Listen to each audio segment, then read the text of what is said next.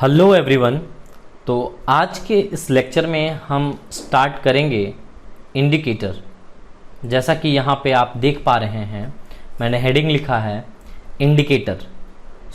अब तक हमने एसिड कंप्लीट कर लिया, बेस कंप्लीट कर लिया पूरी तरीके से। उसके बाद हमने आपको कुछ बेसिक टर्म बताया कि रोल ऑफ वाटर क्या होता है ना, ये सब कुछ। फिर डाइल्यूशन क्या होता है, ये सब चीज़ें मैंने आपको बताया। अब हम आते हैं नेक्स्ट, जो हम टर्म यहाँ पे यूज़ करते हैं दैट इज़ इंडिकेटर, जो एसिड बेसिस एंड सॉल्ट में हम पढ़ते हैं इसी चैप्टर के अंदर में। वो इंडिकेटर होता क्या है? तो यहाँ पे नाम से क्लियर है बेटा, इंडिकेट करना।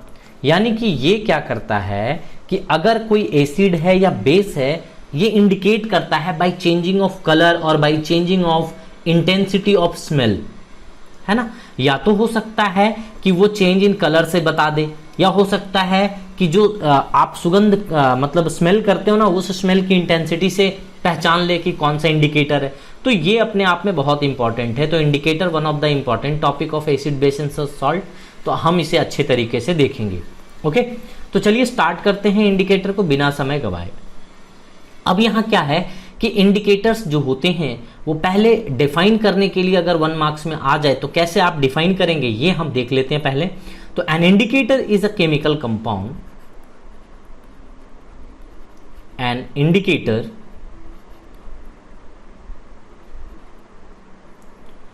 is a chemical compound, is a chemical compound which indicates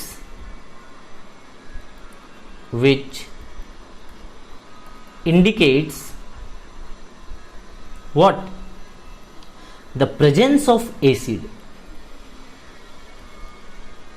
the presence of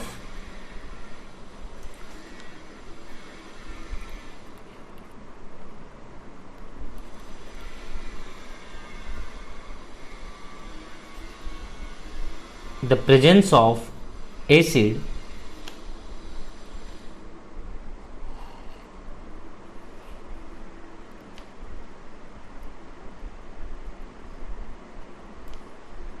indicates the presence of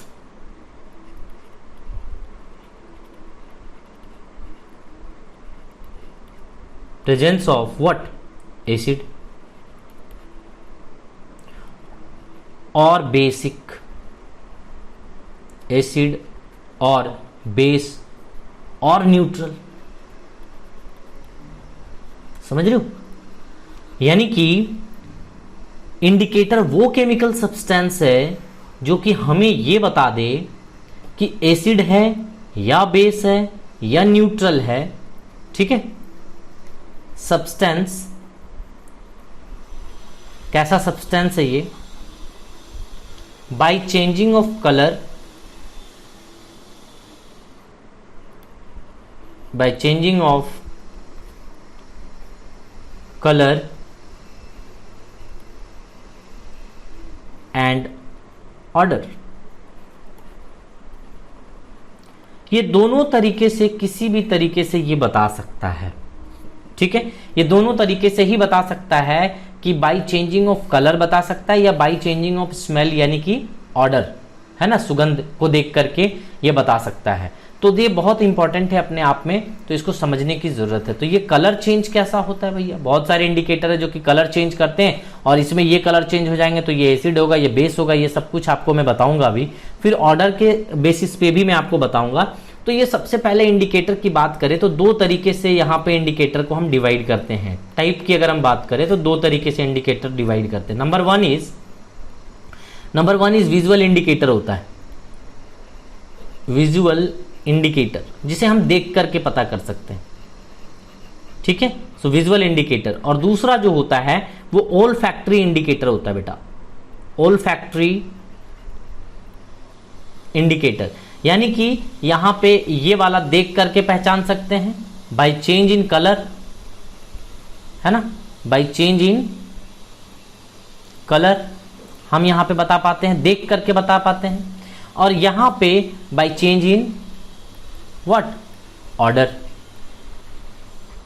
तो ये आप इस तरीके से visual indicator and all factory indicator को बता सकते हैं। तो visual indicator and all factory indicator दोनों के एग्जांपल्स देख लेते हैं, चलिए, है ना। तो सबसे पहले मैं ऑल फैक्ट्री इंडिकेटर के एग्जांपल्स दे देता हूं और फिर हम विजुअल इंडिकेटर को पढ़ेंगे, ठीक है। तो नंबर 2 ही पहले लिख देता हूं आपको, that is all factory indicator. All factory indicator, ठीक है। तो इसमें क्या करना है आपको कि एग्जाम्पल्स पहले देख लीजिए, फिर मैं आपको समझा दूंगा तो आपको अच्छे तरीके से समझ में आ जाएगा। जैसे मान लीजिए कि आपने ले लिया रो ऑनियन,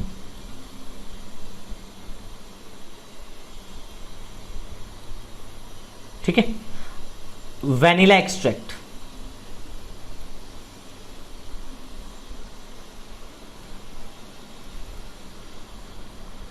या फिर आपने क्लोव ऑयल ले लिया,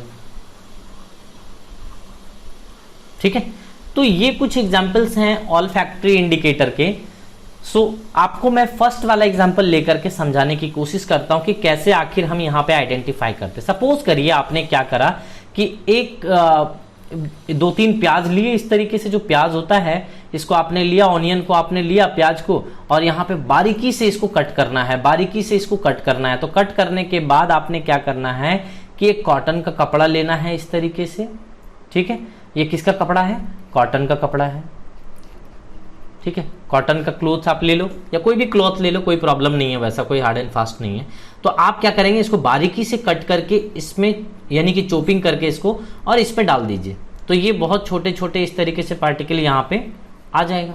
अब इस कपड़े में क्या करिए, पूरी तरीके से इस कपड़े को क्लोज कर दीजिए, ऐसा करके क्लोज कर दीजिए, कपड़े को पूरी तरीके से मरोड़ के क्लोज कर दीजिए, ताकि वो अंदर में ही ये जो भी ऑनियन के जो हैं प्याज, ये प्याज जो हैं वो कटे हुए, वो यहाँ पे अंदर पे रहे। आप इसको छोड़ दीजिए दिन भर के लिए, 12 घंटे के लिए छोड़ दीजिए लगभग। तो ये क्या होगा, इसमें स्मेल आ जाएगा, ये रेंसिड हो जाएगा, है ना, इसमें स्मेल आ जाएगा। और स्मेल आने के बाद ये खराब तरीके से महकने लगेगा, बहुत गंदा महकने लगेगा। शाम में हमने उस कपड़े को खोला और उस कपड़े को खोलने के बाद इस तरीके से फ्लैट में हमने रख दिया, ऐसा करके। देखो ये कपड़ा है कॉटन का, ये कॉटन का कपड़ा है, और ये जो रॉ ऑनियन था उसको मैंने फेंक दिया। रॉ ऑनियन को मैंने क्या किया बेटा, फेंक दिया, ये हमने बाहर फेंक दिया। और ये इस कॉटन क्लोथ्स को, कॉटन के क्लोथ को हमने रख लिया, इसको 2 टुकड़े में बांट दिया, कॉटन क्लोथ्स को 2 टुकड़े में बांट दिया, इसको पार्ट 1 बोला और इसको पार्ट 2 बोला, ठीक है। अब हम क्या करते हैं कि यहाँ पे आप देखेंगे कि फर्स्ट वाले में पार्ट 1 क्लोथ को हम यहाँ पे रख लेते हैं, ये पार्ट 1 का क्लोथ है और ये पार्ट 2 का क्लोथ है, यानी कि सेकेंड वाले क्लोथ, ये सेकेंड है, ये फर्स्ट है। आपने क्या करा, एक में एसिड के ड्रॉप्स डाले, एसिड के ड्रॉप्स डाले, और एक में बेस के ड्रॉप्स डाले आपने। तो यहां पे देखा आपने कि इंटेंसिटी कम हुआ, इसमें आपने देखा इंटेंसिटी कम हुई, यहां पे इंटेंसिटी कम होती है, यहां पे कोई चेंज नहीं आता, नो चेंज, नो चेंज, यहां कोई चेंज नहीं आता है। तो इससे पता चल गया ना हमें कि यहां पे ये इंडिकेट कर दिया कि ये बेसिक नेचर का है यहां पे, ठीक है। तो ये इंडिकेट कर देता है कि यहां पे क्या कर रहा है, इंटेंसिटी इसका डिक्रीज कर दे रहा है, तो ये बेसिक नेचर का होगा, ठीक है। तो इंटेंसिटी से पहचान लिया, ऑर्डर से पहचान लिया कि पहले बहुत ज्यादा महक रहा था, अब कम महकने लगा। जब बेस से इसको धो दिए, हम कोई भी बेस लेकर के इसको धो दिए, है ना, तो धोने के बाद आप देख रहे हो कि यहाँ पे क्या हो रहा है, इंटेंसिटी कम हो गई। जबकि एसिड से आपने इसको धोने की कोशिश करी, इसको साफ किया एसिड से, तो देखा कि कोई चेंज नहीं हो रहा है इसके इंटेंसिटी में। तो आप समझ गए कि ऑर्डर यहाँ पे डिक्रीज हुआ है ना, इंटेंसिटी डिक्रीज हुई है, तो हम कह सकते हैं कि ये बेसिक नेचर का है। तो ऐसे करके हम यहाँ पे ऑर्डर से भी पहचान सकते हैं कि कौन सा ऑल फैक्ट्री इंडिकेटर है एंड कौन सा विजुअल इंडिकेटर है। तो ये तो ऑल फैक्ट्री इंडिकेटर के बारे में हमने आपको डिटेल में बताया। अब आइए, अब हम बात करते हैं विजुअल इंडिकेटर की। नंबर 1 जो फर्स्ट वन था अपना, दैट इज विजुअल इंडिकेटर, यानी कि देख करके जो हम पता करते हैं, विजुअल इंडिकेटर। ये बहुत आसान होता है, ये इसको आपको दिमाग में रखने होते हैं, कुछ कलर्स चेंज होते हैं उसके बेसिस पे ये दिया गया है। तो मैं एक टेबल के फॉर्म में आपको लिख देता हूं, सो दैट आपको बिल्कुल दिक्कत नहीं होगा। तो आप क्या करिए कि सबसे पहले आप क्या करेंगे कि यहाँ पे हेडिंग लिख लीजिए कि मैं यहाँ पे इंडिकेटर लिखूंगा, इंडिकेटर। तो पहले मैं इस जगह पे इंडिकेटर लिख के दे दूंगा। फिर यहाँ पे एसिड सॉल्यूशन में आप उसको डाल देना, एसिड सॉल्यूशन में डालना, उसको क्या चेंज होगा उसके नीचे लिख के बताना मेरे को। फिर उसको बेसिक सॉल्यूशन में डालना, फिर क्या चेंज होगा मुझे बताना। और एक बार हम देखेंगे कि न्यूट्रल सॉल्यूशन में क्या होता है, न्यूट्रल सॉल्यूशन में क्या होता है, ये वाला चीज हम देखने वाले हैं। ठीक है, तो आप क्या कीजिए कि नंबर 1 आप इस तरीके से 1 by 1 इंडिकेटर आप लेते चले जाइए और देखिए उसमें क्या चेंजेस आता है। तो नंबर 1 हमने ले लिया methyl orange, number 1 is methyl orange. जब आपने मिथाइल ऑरेंज को आपने लिया तो आपने देखा यहां पे कि जब एसिड में आपने डाला तो ये मतलब कुछ ड्रॉप्स आपने मिथाइल ऑरेंज के सैंपल में आपने कुछ ड्रॉप्स एसिड के डाले तो आपने देखा कि ये रेड कलर का चेंज हो गया, रेड कलर का चेंज हो गया। जबकि आपने जब बेसिक सॉल्यूशन में इसे डाला तो ये येलो कलर का हो गया, येलो कलर का हो गया। ठीक है, और न्यूट्रल में ये ऑरेंज कलर का ही है, किसी भी तरह का चेंज यहां पे नहीं आता है। जब न्यूट्रल कंडीशन रहता है तो मिथाइल ऑरेंज ऑरेंज की तरह ही दिखता है, तो ऑरेंज कलर का ही न्यूट्रल में यहाँ पे दिख रहा है। जब किसी भी तरह का एसिड और बेसिस का एडिशन हमने नहीं करा है तब के केस की बात हो रही है। आप देख सकते हैं कुछ ड्रॉप्स अगर आपने एसिड के कुछ ड्रॉप्स अगर डाल दिए हैं मिथाइल ऑरेंज में तो आपको रेड कलर का वो कन्वर्ट हो जाता है। अगर आपने कुछ बेसिक ड्रॉप्स डाल दिए हैं मिथाइल ऑरेंज में तो वो येलो कलर में चेंज हो जाता है। चलिए हम दूसरे इंडिकेटर की बात कर लेते हैं। सो दूसरा indicator very famous that is phenolphthalein, है ना, फिनोल्फथेलीन।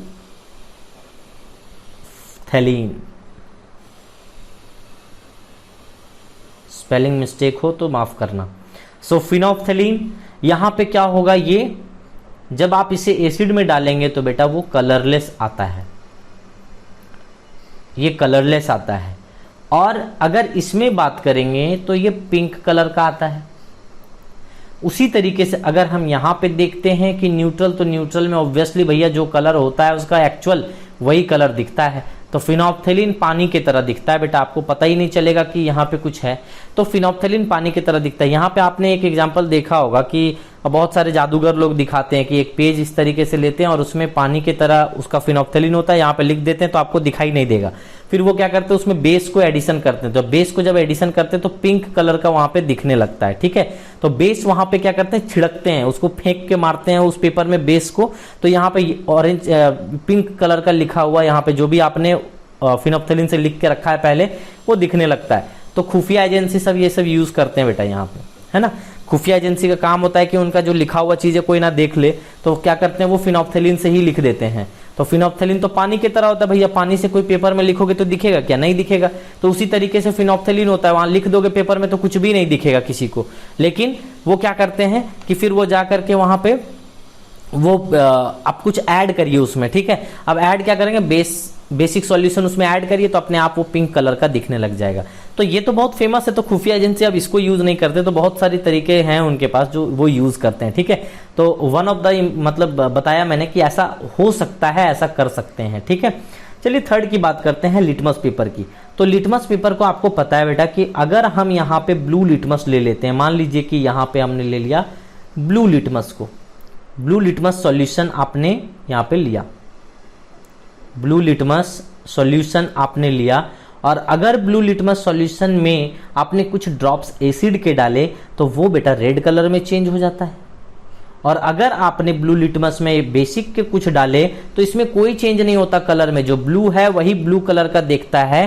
तो यहाँ पे नो चेंज लिख दूंगा, कलर में नो चेंज लिख देता हूं बेटा कि कोई चेंज नहीं होती है कलर में जब आप डालते हैं ब्लू लिटमस में बेसिक सॉल्यूशन, तो as it is blue colour का ही रहता है, यहाँ पे नो चेंज इन कलर। और यहाँ पे हम बात करें तो again no change in colour, यानी कि वही ब्लू कलर वाला दिखेगा, है ना, नो चेंज। तो ये न्यूट्रल में तो भैया जो है ओरिजिनल वैसे ही दिखेगा। नंबर 4 की हम चलिए बात कर लेते हैं। सो नंबर 4 में इसी को रेड लिटमस कर दीजिए तो उल्टा हो जाएगा केस। ये रेड लिटमस अगर आप ले लेते हो बेटा तो क्या होगा आप सोचिए आप। तो रेड लिटमस सॉल्यूशन को आपने क्या करना है कि अब इसको आप ले लीजिए, तो ये जो एसिडिक सॉल्यूशन में आप डालोगे इस बार तो यहाँ पे कोई चेंज नहीं आना है। तो एसिडिक सॉल्यूशन में इस बार क्या आना है कि नो चेंज इस बार, है ना। और इसमें आप देखेंगे कि बेसिक जैसे ही डाला तो बेसिक सॉल्यूशन में इस बार चेंज आएगा और वो कन्वर्ट कर देगा आपको ब्लू कलर में। और न्यूट्रल में तो भैया कभी भी चेंज होगा ही नहीं, तो न्यूट्रल में नो चेंज हम लिखेंगे, क्योंकि न्यूट्रल तो भैया जैसा है वैसा ही रहेगा, यानी कि रेड कलर का ही दिखेगा ये न्यूट्रल में। नेक्स्ट 5th वन हम बात कर लें थोड़ा सा, तो टर्मेरिक जूस की बात करते हैं बेटा। टर्मेरिक जूस की बात कर लेते हैं। तो यहां पे अगर आप उसमें डालते हैं एसिड कुछ ड्रॉप्स उसके डाल देते हैं तो ये येलो कलर में कन्वर्ट हो जाता है।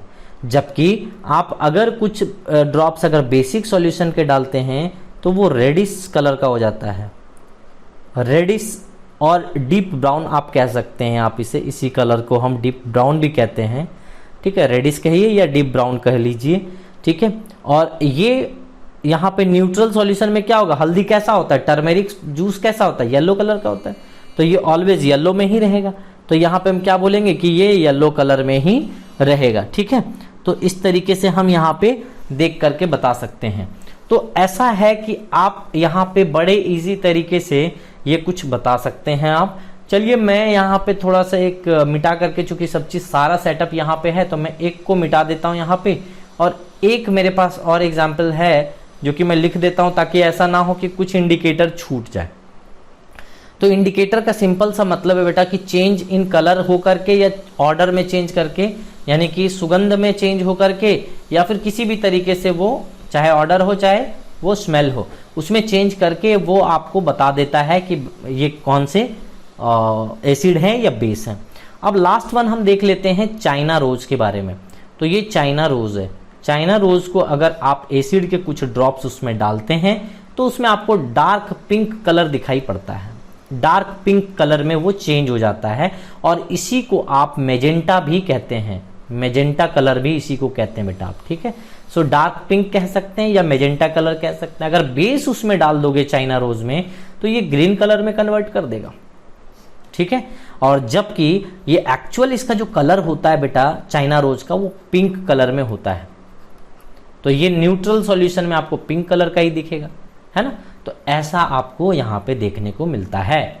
तो ये है आपको विजुअल इंडिकेटर। और यहाँ पे एक इंपॉर्टेंट क्वेश्चन होता है कि बताइए कि litmus is obtain from where. Litmus जो होते हैं, ये जो पेपर लिटमस जो आप यहाँ पे देख रहे हैं वो कहाँ से ऑब्टेन होते हैं, क्या आप बता सकते हैं। तो लिटमस जो ऑब्टेन होता है बेटा, ये एक यहाँ पे प्लांट होता है जिसे हम लीचेन प्लांट कहते हैं, लीचेन प्लांट, उसी से लिटमस का पेपर जो है वो लाए जाते हैं। तो लीचेन प्लांट से बनता है। तो ये बस दिमाग में रखिए। तो इस तरीके से हमने visual indicator and all factory indicator आपको बता दिए।